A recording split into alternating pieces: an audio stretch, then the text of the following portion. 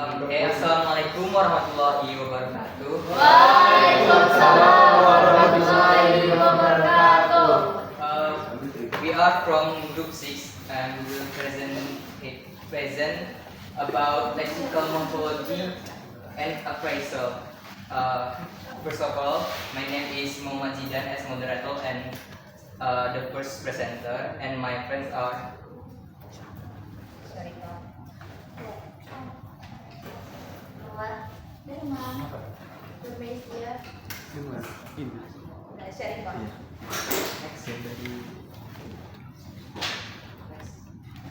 Okay, the first material is Oraxical Stratata, disseminated by affixes rather than words.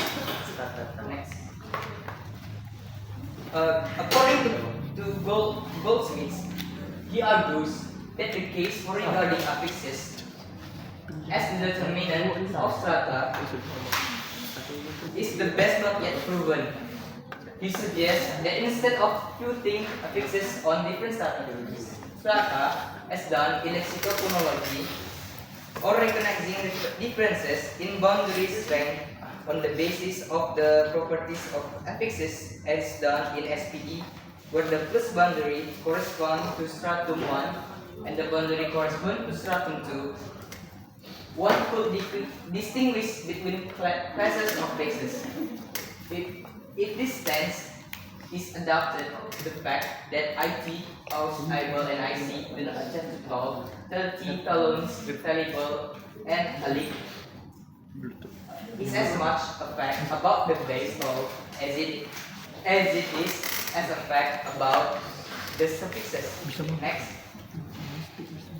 Arguably, we could set up class of root that change when affix is present, and another class containing affixes that do not change. The set A is standing root wide, would shorten to the width before the in the width growth undergoes about and change to breadth before the in breadth and breadth. They are represented by the symbol minus preceding the number that means. Oh, I'm sorry. It's only there is a mistake in the PPT. So the next step is set B, not changing root, non-changing roots form remains unchanged. Before the aries form growth remains unchanged before the aries growth.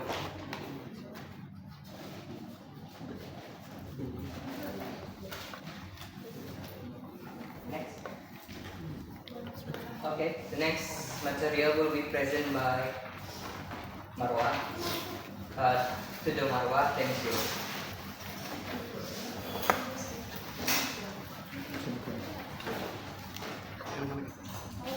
The application equivalent so stratum is a term used in linguistics to refer to a layer of language that is characterized by its own set of morphological, and syntax rules.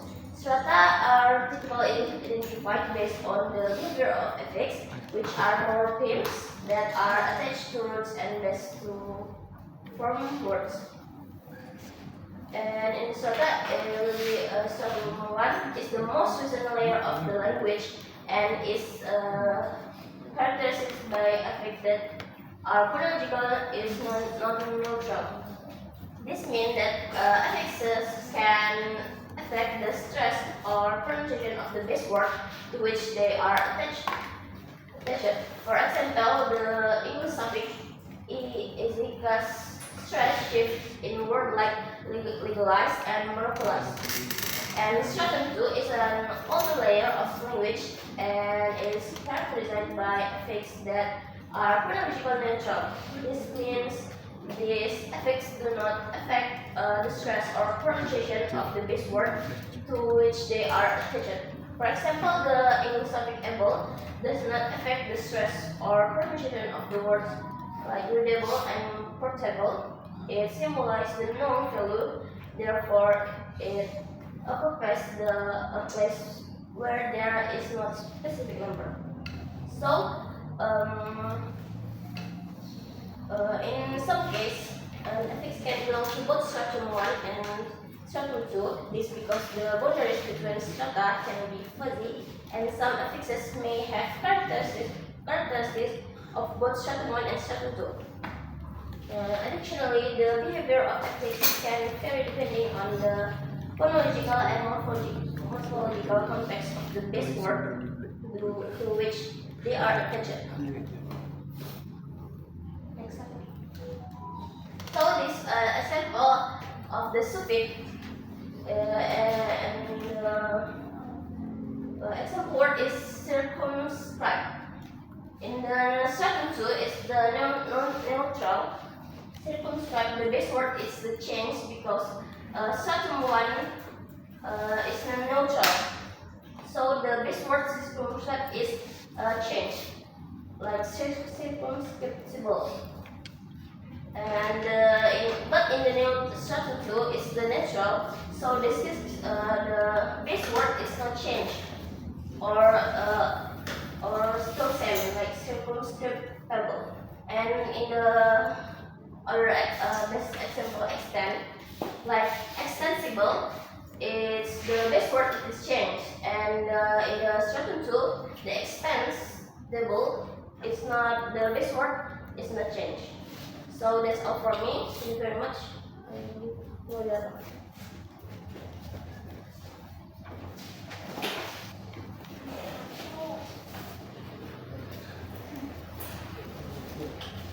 Okay, thank you, Umawa.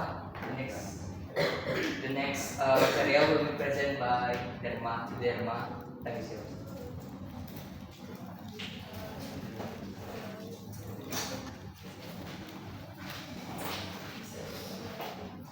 So, how many strata are needed?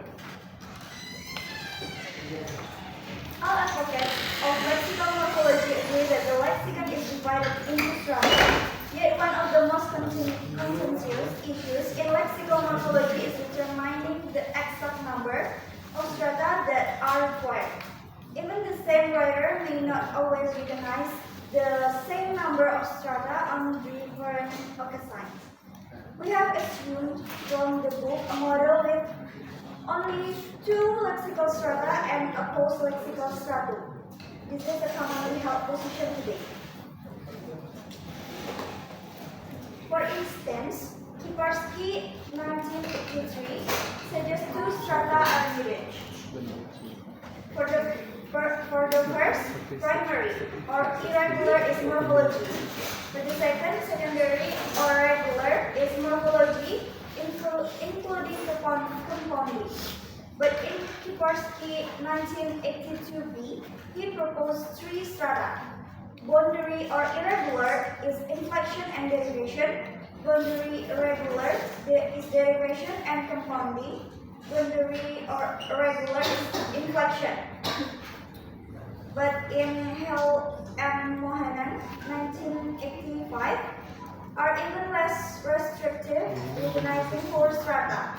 Stratum 1 is class 1 or irregular is derivation and inflection. Stratum 2 class 2 or regular is derivation. Stratum 3 is compounding. Stratum 4 is regular inflection. The lack of agreement is largely due to a methodological indeterminacy. The theory allows 2 ways of ensuring that the correct output is obtained in cases where rules interact. One way is to place one rule on an earlier stratum than the other. Another way is to put the 2 rules on the same stratum and to let ordering principles determine which rule takes precedence. The former solution may result in more strata than the latter. So for the conclusion, a minimum number of strata is ideal, but there is no agreement what the minimum number are. Affixes belong to only one stratum. Each stratum is associated with a particular set of phonological and morphological properties. That's all for me. It's moderator. Okay, thank you for Jelma. The next material will be presented by Anastasia. So Anastasia, time is yours. Thank you, moderator. So I will explain about phonological rules restrict to one column. So the answer is not. Phonological rules are allowed to apply at several columns so long as the color are attached. These phonological rules can be seen in voice assimilation. Voice assimilation is a change of one sound to become more like another that is near to it. Jadi voice asimilasi ini itu perubahan dua bunyi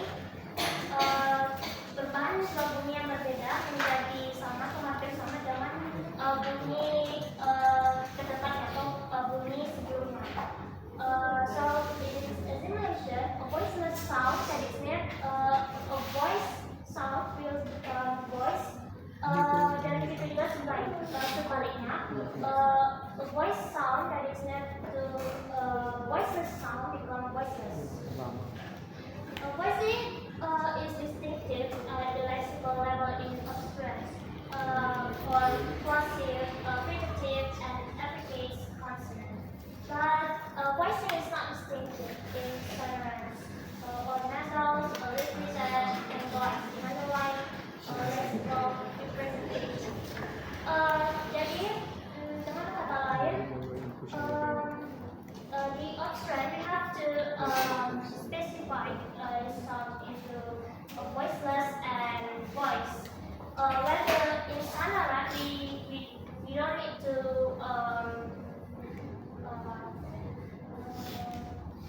nggak perlu dispesifikasi because all sonorant consonant is voice.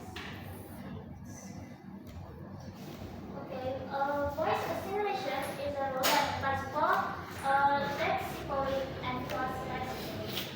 Voice assimilation applies lexically with identified groups, only obstruents are not affected.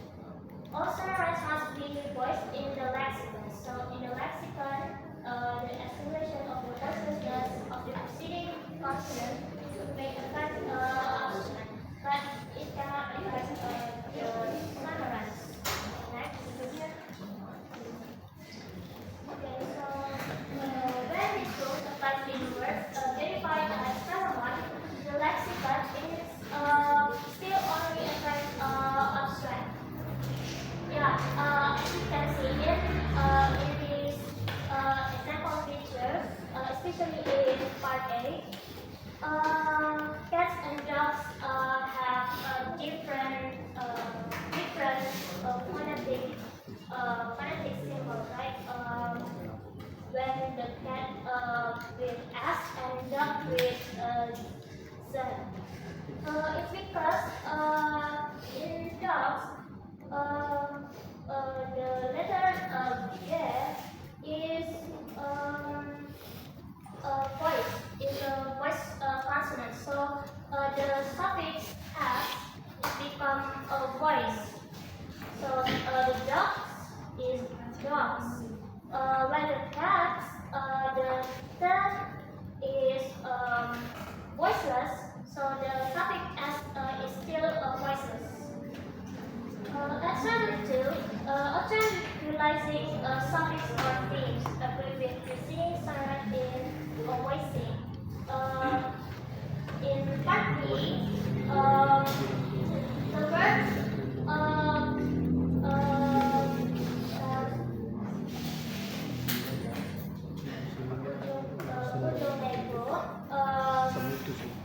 sonorant yang mana seperti yang saya bilang tadi, sonorant itu voice. Jadi all the suffix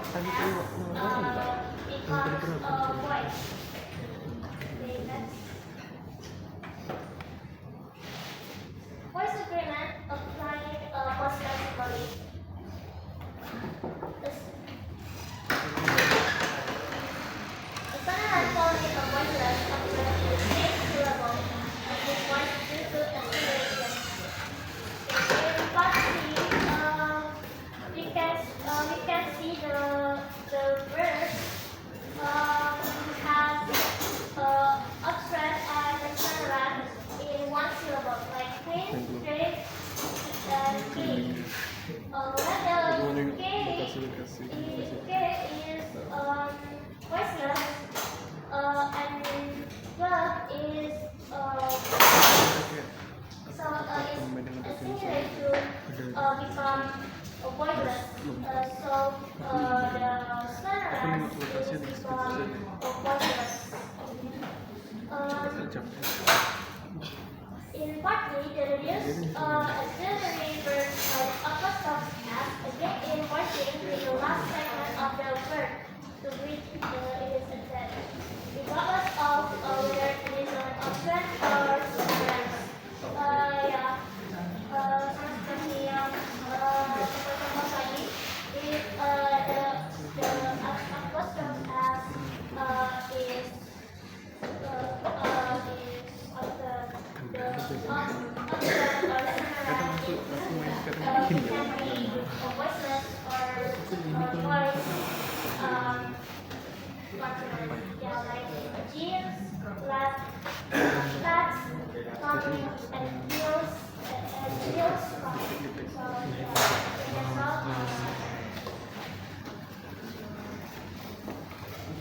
Okay, thank you for Natasha. The next material will be present by Sharifah. Sharifah, the is yours.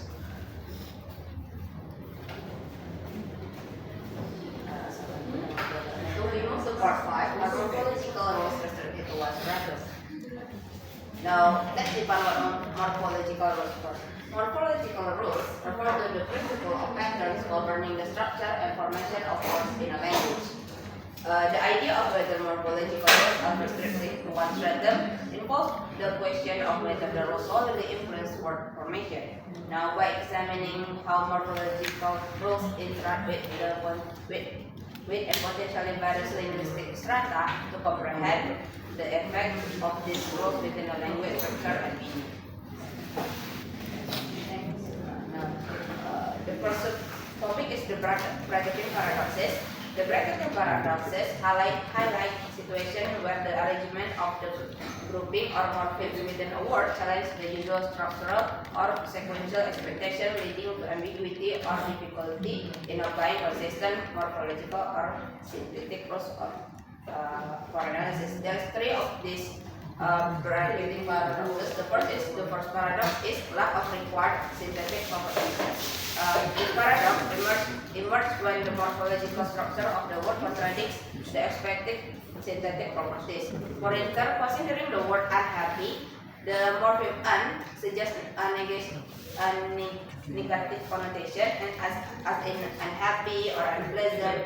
However, the word forget doesn't have direct opposite yet. Unforgettable doesn't mean not able to be forgotten, but rather memorable. It's more have opposite connotation to it. This contradiction challenges the expectation of a direct syntactic relationship between morphemes and their derived words. Now we move to the second paradox. The second paradox is the lack of required phonological properties in the input here. Here, the input lacks anticipated phonological properties, disrupting regular morphological patterns. For example, in English, cranberry appears to contain the morpheme berry, but cran doesn't stand alone as a recognizable morpheme. This paradox raises questions about how phonological structure are represented and how morphological rules interact with phonology. The third paradox is morpheme sequence of filter with morphological cycle. This paradox occurs when the sequence of morphemes in a word doesn't align with the expected order within the morphological cycle.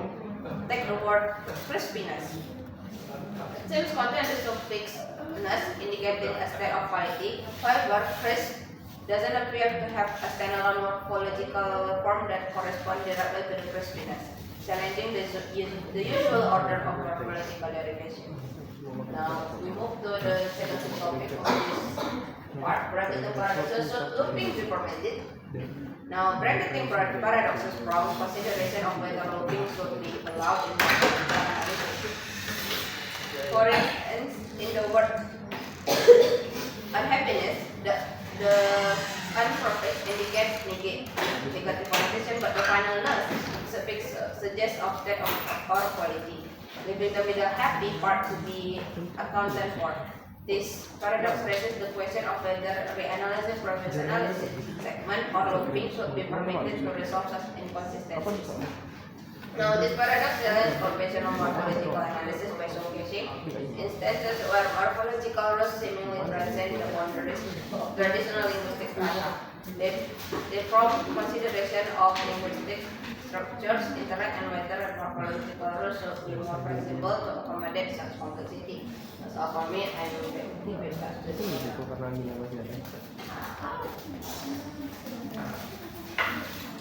Okay, thank you for Sharifah. And the last one is conclusion will be present by Casey. Today, Casey, time is yours.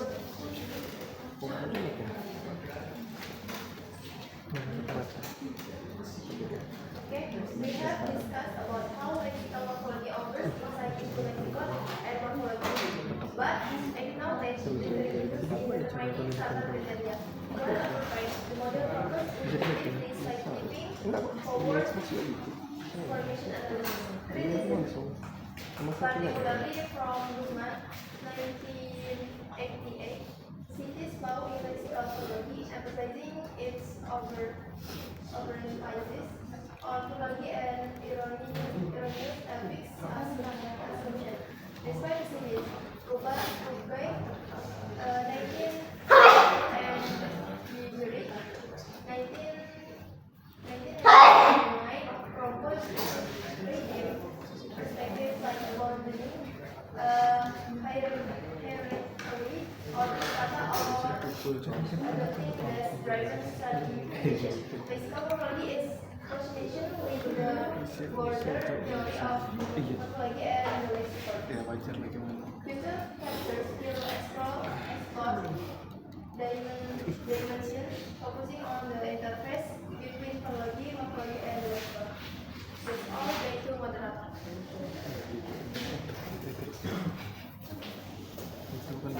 Okay, I think this all for us. Mohon maaf apabila ada kesalahan. Sekian dari kami. Assalamualaikum warahmatullahi wabarakatuh. Waalaikumsalam warahmatullahi wabarakatuh.